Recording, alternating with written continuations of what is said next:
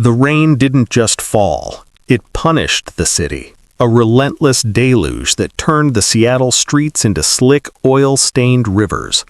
The wind whipped off the sound like a serrated blade, cutting through the heavy humidity with a chill that promised to settle deep in your lungs. Local news stations were calling it the storm of the decade, urging residents to seek shelter as the mercury dipped towards freezing. It was the kind of rain that washed away the weak. But inside the fortress-like estate of Giovanni Ricci, the undisputed Iron King of the city's concrete jungle, the storm was merely a backdrop to the quiet hum of absolute control. The air here was heavy with the scent of expensive cedar, aged bourbon, and the metallic tang of silent authority. Giovanni sat in his high-backed leather chair, a man sculpted from cold granite and dark secrets. At 50, his hair was still thick and obsidian, but his eyes were the color of a winter sea, calculating, distant, and utterly devoid of pity. He was a man who didn't just own the docks, he owned the silence of the men who worked them. Beside him stood Enzo, a shadow in a tailored suit, his hands never more than an inch away from the heavy-duty hardware that ensured the king's peace. In this house, silence was the primary currency, and loyalty was the only law. Outside, huddled against the massive mahogany doors, was Maya Collins. At 19, her hands were calloused, not from crime, but from the relentless grind of 3 jobs and a bicycle that she'd pedaled until the chain snapped. She had once dreamed of being an architect, of building things that lasted, but those dreams had been traded for rent money and her brother's tuition. Now she was just a ghost in a soaked red hoodie. Maya leaned her head against the thermal delivery bag, the warmth of the lasagna inside mocking her own shivering frame. She was starving, her stomach a hollow ache that felt like a physical wound, yet the seal on the bag remained unbroken. Discipline was the only thing she had left. As her vision began to blur into a haze of gray rain and exhaustion, the heavy mahogany doors groaned open. A pair of polished Italian leather shoes appeared in her line of sight. "Enzo, get the shotgun," a deep melodic voice commanded, vibrating with the authority of a man used to being obeyed. "We have an intruder." Maya tried to look up, her neck heavy as lead, but the world finally flickered out. The last thing she felt wasn't the cold of the stone, but a surprisingly warm, massive hand reaching down toward her. The hunger wasn't a sudden guest, it was a tenant that had moved into Maya's stomach months ago and refused to leave. As she lay unconscious on the Italian marble of the Ricci estate, her mind drifted back to the moment the floor fell out from under her life. It had started with a thin envelope from the university financial aid office, the kind of paper that felt far too light to carry the weight of a shattered future. Her academic scholarship, the only thing that was supposed to bridge the gap between a trailer park and an architecture firm, had been revoked because of a technicality in her late father's estate. She remembered the dean's office, the smell of old books, and the crushing indifference of a man who didn't understand that a balance due of $12,000 was an impossible mountain. She hadn't cried. Maya didn't have time for tears when she walked home to find her 10-year-old brother Leo eating cereal with water because the milk had spoiled in a fridge they couldn't afford to repair. That was the day the Hunger Game truly began.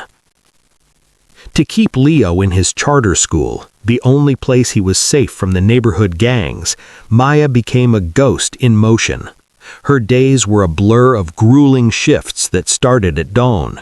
By 5 a.m. she was scrubbing industrial kitchens, her hands raw from chemical cleaners. By noon she was stocking heavy crates at a local warehouse, her back screaming as she hauled boxes under the flickering fluorescent lights. But the nights were the hardest. The nights belonged to the delivery app. She would pedal her rusted bicycle through the Seattle rain, the thermal bag on her back feeling like a lead weight. She watched the timer on her phone with a manic intensity, knowing a late delivery meant a docked tip, and a docked tip meant Leo wouldn't have fruit in his lunchbox the next day. She had learned to live on the margins of existence, surviving on 400 calories of mistake fries or the crusts of bread left behind by distracted customers. She became an expert at the math of desperation.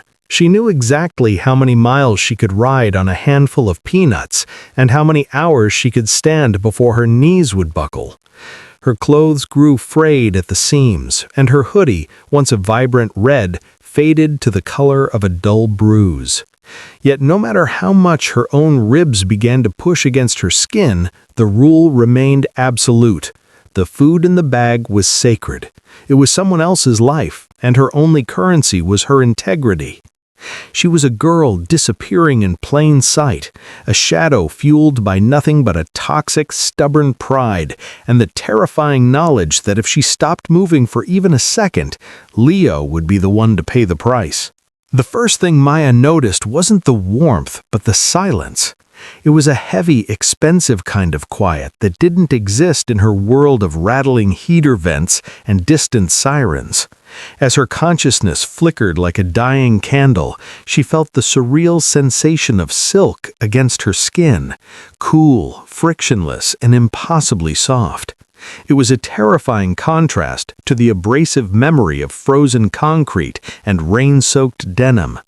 When her eyes finally struggled open, the dim amber glow of a fireplace danced across a ceiling of dark, coffered wood. This wasn't the county hospital. This wasn't the police station. She tried to bolt upright, but her body felt like it had been hollowed out and filled with lead. A sharp gasp escaped her cracked lips as she took in the room. Shadows stretched long over velvet drapes, and the air smelled of beeswax and old money. Then she saw him. Giovanni Ricci sat in a wingback chair by the hearth, the firelight carving his features into a mask of jagged stone. He wasn't wearing the suit jacket anymore, his white shirt unbuttoned at the collar to reveal the glint of a gold crucifix against his tanned skin. He was watching her with a stillness that was more predatory than peaceful. Across the room, the younger man, Enzo, stood like a sentinel by the door, his arms crossed over a chest that looked as immovable as a mountain. "You are awake," Giovanni said. His voice was a low, melodic rumble that seemed to vibrate through the very mattress. Where is my bag?" Maya managed to croak, her voice sounding like dry leaves skittering over pavement. Her heart hammered against her ribs, a panicked bird in a cage. She knew the rumors of the devil of the city. People told stories of men who entered this estate and simply ceased to exist. Giovanni leaned forward, the light catching the silver at his temples. He didn't answer her immediately. Instead, he gestured to a small table where her thermal delivery bag sat, cleaned of its Seattle grime, but still sealed, its red nylon looking like a bloodstain against the opulent decor. "You were dying on my doorstep for the sake of a $20 lasagna," he said, his sea-gray eyes narrowing as if he were trying to solve a complex puzzle. "In my world, people kill for power or for pride. But you were prepared to die for a 5-star rating and a $3 tip?" Maya gripped the silk sheets, her knuckles turning white. She felt small, exposed, and utterly trapped in the lion's den. She had spent her life avoiding the gaze of men like Ricci, knowing that to be noticed by the Iron King was often a death sentence. Now she was in his private sanctuary, and the predator was finally looking directly at her. The door to the chamber opened, and 2 men entered carrying silver trays that seemed to glow under the amber light of the chandelier. The aroma hit Maya like a physical blow. Roast chicken with rosemary, garlic-infused potatoes, and a rich, creamy bisque that made her lightheaded. Her stomach cramped so violently she had to press her hand against her ribs to keep from doubled over in pain. Giovanni watched the involuntary flinch of her muscles. He gestured to the small table that had been moved to her bedside. "Eat," he commanded. It wasn't an invitation, it was a decree from a man who had never known the word no. "I can't. I have to get the delivery back," Maya whispered, her eyes fixed on the steam rising from the soup. "The app. I'll be deactivated. My brother—" "Your brother is being watched by my men. He is fed. He is safe," Giovanni interrupted, his voice dropping an octave. "You, however, are a walking ghost. My doctor told me your blood sugar is at a level that should have triggered a coma miles ago. He estimates you've been sustaining yourself on less than 400 calories a day. Explain to me how a human being survives on nothing but air and stubbornness." Maya looked away, the shame of her poverty stinging more than the hunger. "You do what you have to do when there's no one else. I'm fine." "You are not fine. You are breaking," Giovanni said. He stood up, walked to the table, and ladled the spoonful of the bisque. He held it out to her, his hand steady as a rock. "In my world, we value assets that endure. You have the constitution of a soldier and the diet of a martyr. It's an insulting waste of potential." Under the weight of his sea-gray gaze, Maya finally took the spoon. The first taste of real, nutrient-dense food was overwhelming. Her body screamed for it, even as her mind remained on high alert. Course after course arrived: seared sea bass, tender fillet, and honey-glazed vegetables. Giovanni didn't leave. He sat in the silence, counting every bite she took, as if he were tallying a debt. As the warmth finally began to spread to her extremities, the fog in her brain lifted, replaced with a terrifying clarity. She realized that the tip for this meal wasn't going to be found in an app. Giovanni Ricci didn't do anything out of the goodness of a heart the city claimed didn't exist. He was rebuilding her, calorie by calorie, because he had seen something in her grit that he wanted to own. She had survived the storm, only to find herself at the mercy of the man who ruled the clouds. The strength from the meal felt like a foreign substance in Maya's veins, a buzzing energy that made her hands tremble less, but her mind race more. Giovanni hadn't moved. He remained anchored in his chair, a silent observer of her resurrection. He eventually gestured toward a wall that slid back with a mechanical hum, revealing a bank of monitors that bathed the room in a cold, flickering blue light. "You told me you worked the warehouses," Giovanni said, his voice cutting through the hum of the cooling fans. "You were there the night the South Side docks went up in flames. My men are being hunted for those fires, and the Commission is looking for a reason to seize my holdings. I don't believe in coincidences, and I don't believe in ghosts." He tapped a key, and a high-definition playback of a security feed filled the center screen. The footage was grainy, filtered through the gray lens of a torrential downpour, showing a shadowy figure moving behind a stack of industrial crates just moments before a bloom of orange fire swallowed the frame. Maya leaned forward, her breath hitching in her throat. The silk robe Giovanni's staff had given her felt suddenly too thin, as if the cold from the screen were leaking into the room. She squinted at the silhouette, tracing the way the man moved, a stiff, arrogant gait, the way he adjusted a heavy coat that looked far too expensive for a dock worker. "Pause it," she whispered. Giovanni obeyed. The frame froze on a moment of jagged clarity as the man turned to check his shoulder. A flash of lightning illuminated a face that was a staple of local news broadcasts, a face of polished ivory and practiced smiles. "That's him," Maya said, her finger shaking as she pointed at the screen. "That's Councilman Sterling. I saw him 3 weeks ago at the 3rd Street drop-off. He wasn't there for a photo op. He was handing a briefcase to a man in a charcoal suit, one of the guys who works the night shift at the warehouse that burned first." The temperature in the room seemed to drop 10 degrees. Giovanni stood up, his shadow stretching across the monitors like a dark shroud. He didn't look surprised, he looked lethal. The Iron King had spent weeks looking for a breach in his own walls, never imagining the threat was wearing a public servant's pin. "Sterling," Giovanni mused, the name sounding like a curse. He turned his gaze back to Maya, and for the first time, the predatory detachment in his eyes was replaced by something sharper, recognition. You're more than a witness, Maya.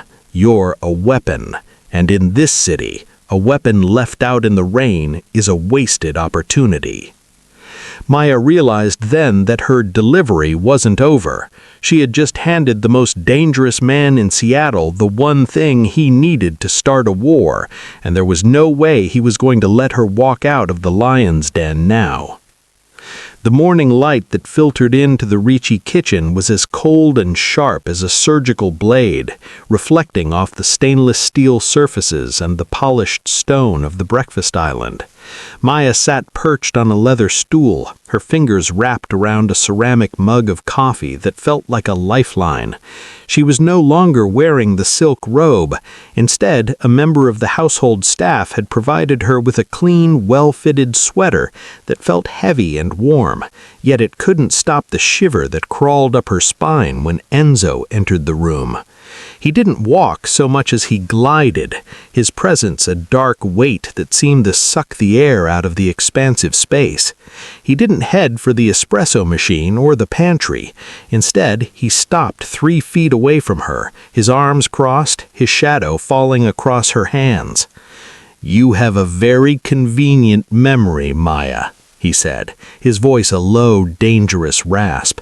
The shotgun was gone, replaced by a sidearm holstered at his hip, but the threat remained just as potent. "The Sterling is a professional. He doesn't leave witnesses, and he certainly doesn't leave them alive and clutching a thermal bag on a Mafia Don's porch. So I have to wonder, did he send you? Is this the Trojan horse wrapped in a red hoodie and a sad story about a sick brother?"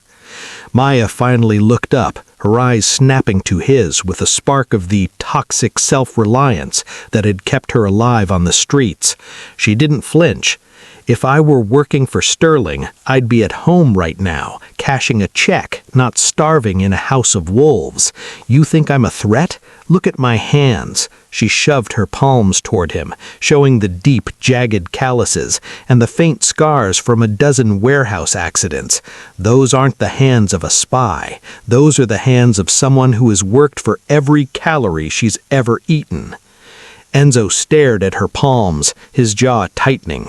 For a moment the kitchen was silent, the only sound the rhythmic ticking of a wall clock that felt like a countdown. He didn't apologize, men like him never did, but the lethal edge in his posture softened by a fraction of a millimeter.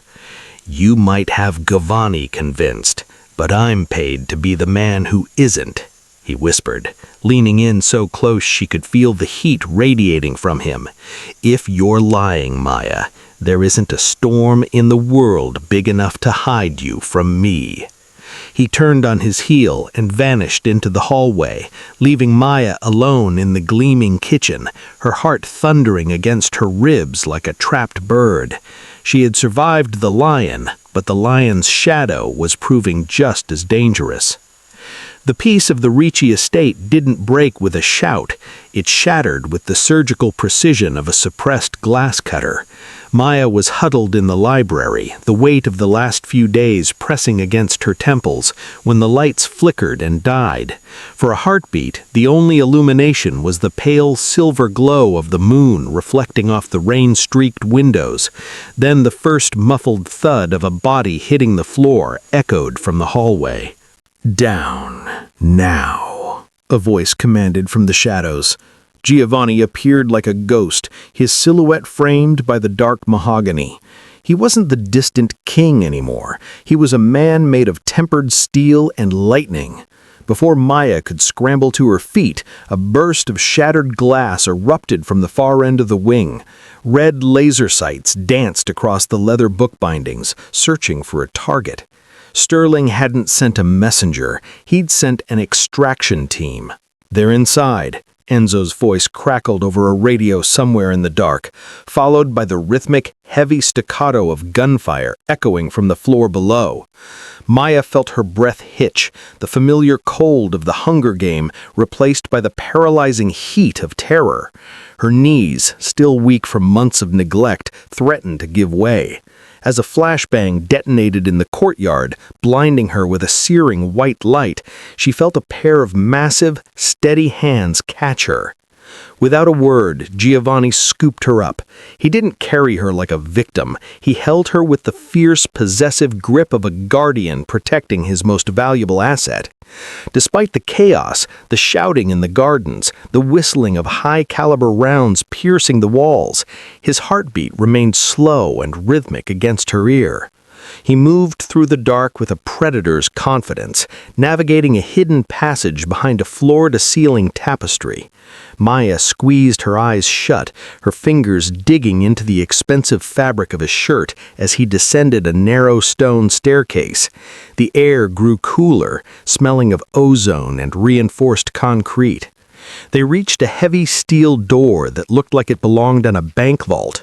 Giovanni punched a code into a glowing keypad, and the door hissed open, revealing the sterile, high-tech glow of the safe room. He set her down on a bench, his breathing barely elevated. "Stay here," he said, checking the action on the handgun he had pulled from his waistband. "Sterling thinks he can erase his mistakes with fire. He's forgotten who built this city's foundation." Maya looked at her trembling hands, then up at the man who had traded his bourbon for a weapon. For the first time, she realized she wasn't just a delivery girl caught in the crossfire. She was the spark that had finally set the Iron King's world ablaze. The hum of the safe room's ventilation was the only sound in the sterile, reinforced silence. Giovanni stood before a tactical map of the city docks, his fingers tracing the outline of Warehouse 14, the last of Sterling's infrastructure not yet reduced to ash.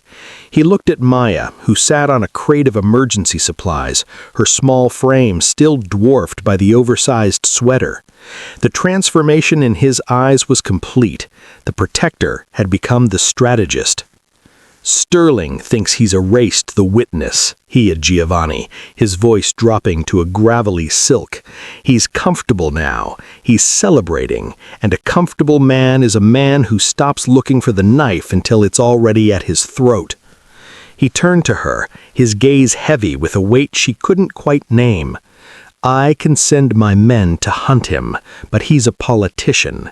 He'll hide behind red tape and expensive lawyers until the evidence is buried.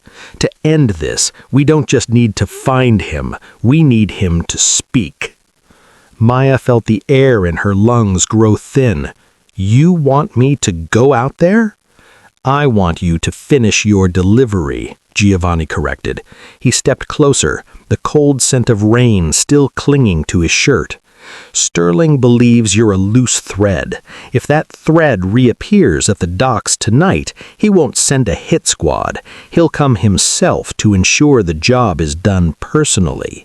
He's arrogant enough to want to see the light leave your eyes." The plan was a counter-delivery. Maya would be the bait, wired with a high-fidelity transmitter hidden beneath the very red hoodie that had almost been her shroud. Enzo stood in the corner, his jaw tight, his silence a loud protest against using a civilian in a theater of war. But Giovanni's logic was as cold and unyielding as the iron he was named for. "I won't lie to you, Maya." He reached out to tilt her chin up so she had to meet his silver-gray eyes. "The moment you step onto those docks, you will be the most hunted person in Seattle, but you will not be alone.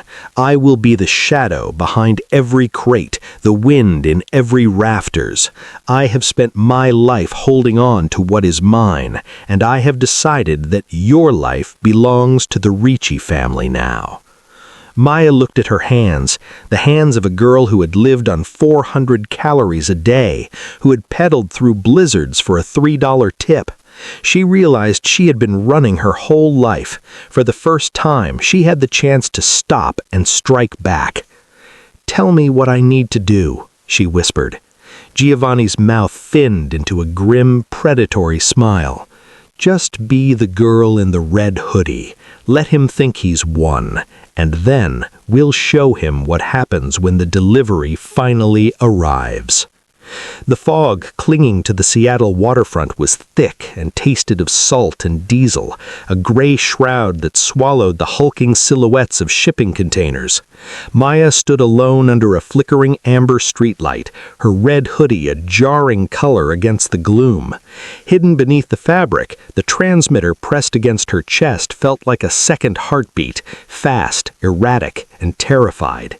She could hear nothing but the rhythmic slap of the tide against the pilings until the crunch of gravel signaled the arrival of a predator.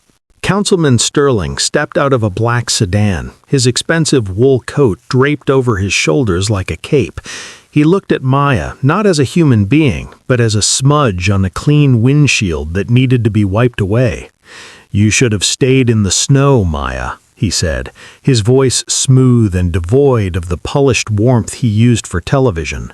"A girl like you is supposed to be a ghost. Instead, you've become a nuisance." "I saw you, Sterling," Maya said, her voice trembling but audible. "I saw the briefcase. I saw you start the fires that killed those men at the warehouse." Sterling laughed, a dry, hollow sound. "And who will believe a starving delivery girl over a man who builds schools? You have no evidence, you have no voice, and after tonight, you won't even have a breath." He reached into his coat, pulling a silver-plated pistol with the detached ease of a man signing a bill. "I don't need a voice," Maya whispered, looking past him into the swirling fog. "I have a witness." As Sterling raised the weapon, a roar of an engine cut through the mist, but the councilman was faster, his finger tightening on the trigger. A sharp crack echoed off the metal containers, but the impact didn't hit Maya. Giovanni Ricci had moved with a speed that defied his age, throwing his massive frame between Maya and the lead. The bullet tore into his shoulder, spinning him around, but he didn't fall. He stayed upright, a wall of scarred muscle and iron will shielding her completely. "My turn," Giovanni growled, his voice a low, lethal vibration. From the shadows, Enzo and a dozen Ricci men emerged like spirits of the mist, their weapons leveled with surgical precision. But they didn't fire. They didn't have to. Giovanni held up his phone, showing the live waveform of the recording that had already been uploaded to every major news outlet in the state. "A delivery girl might not have a voice, Sterling," Giovanni said, blood beginning to bloom across the white of his shirt, "but the Iron King has a megaphone." Sterling's face collapsed, the ivory mask of power crumbling into the pathetic features of a trapped animal. As Enzo moved in to secure the councilman, Giovanni turned to Maya. He was pale, the silver in his hair stark against the red on his shoulder, but his grip on her arm was steady. For the first time, he didn't look at her as an asset or a witness. He looked at her with the fierce, bruised pride of a father. "You did well, Maya," he rasped, the steel in his voice finally softening. "The Ricci family doesn't just protect its own, it bleeds for them." The rain still fell over Seattle, but to Maya it no longer felt like a punishment. It was merely a backdrop to the quiet power of the city she now helped command. She sat behind the wheel of a sleek, armored black SUV, the leather interior smelling of sandalwood and new beginnings. On the passenger seat lay a tablet displaying real-time GPS coordinates for the Ricci family's global shipping fleet, a digital tapestry of movement that she oversaw with a calm architectural precision. A year ago, she had been a ghost pedaling against the wind, invisible to the world until she had collapsed at the feet of a king. Today, the Iron King sat in the back of the vehicle, his shoulder fully healed, but his gaze perpetually fixed on the girl he had pulled from the storm. Giovanni didn't look at her as an asset or a survivor. He looked at her as his protégé, the brilliant mind that had modernized his empire's logistics and closed the gaps where men like Sterling once thrived. I adjusted the rearview mirror, catching a glimpse of the small, discreet silver pin on my lapel, the Ricci badge. It wasn't just a piece of jewelry, it was a shield. My brother, Leo, was safe in one of the best academies in the country, his future no longer a matter of if, but when. The hunger that had once defined her existence had been replaced by a different kind of drive, the desire to build a legacy that was as unyielding as the man who had saved her. She pulled the SUV smoothly into the private terminal of the docks, the very place where her life had almost ended. A line of workers stood at attention, their heads nodding in silent respect as she stepped out. She wasn't carrying a thermal bag anymore. She was carrying the weight of an organization that now operated with the integrity she had once guarded in a cold pizza box. "Everything is on schedule, Giovanni," Maya said, her voice steady and resonant, lacking the desperate tremor of the girl in the red hoodie. Giovanni stepped out beside her, his obsidian coat catching the morning light. He looked out over the harbor, then back at Maya, a rare, faint smile touching his lips.